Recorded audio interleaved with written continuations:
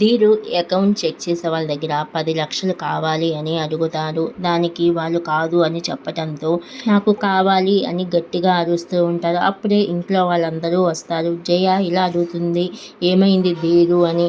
వెంటనే రక్షిత కోపం వచ్చి ఇలా అరుస్తుంది, నా కొడుకు 10 లక్షలు అడిగాడు, తాగి తిరగటానికి అడిగాడా అని గట్టిగా అరుస్తూ మాట్లాడుతుంది. అప్పుడే విజయేంద్ర వాళ్ళ నాయనమ్మ ఇలా అంటుంది, ఏదైనా విజయేంద్రని అడగాలి. ఇది మొత్తం కూడా దుర్గ చూసుకుంటుంది. ఫైనాన్షియల్ మొత్తం కూడా దుర్గను అడిగి తీసుకోవాలి అని గట్టిగా అనటంతో ధీరుకి చాలా కోపం వస్తుంది. ఆపండి ఇంకా అని గట్టిగా అరుస్తారు. అందరూ షాక్ అయిపోయి చూస్తూ ఉంటారు. ఇలా అంటారు ధీరు, ఇక్కడ నుంచి మేము ఇంట్లో ఉండం. అమ్మ, నేను, డాడీ అందరం కలిసి బయటికి వెళ్ళిపోవాలని నిర్ణయించుకున్నామని గట్టిగా అరిసి చెప్తారు.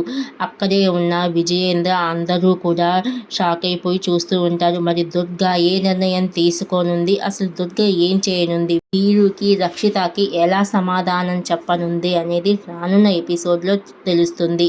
ఇలాంటి లేటెస్ట్ వీడియోలు తెలుసుకోవాలి అనుకుంటే మన ఛానల్ని సబ్స్క్రైబ్ చేయండి, లైక్ చేయడం మాత్రం మర్చిపోవద్దు.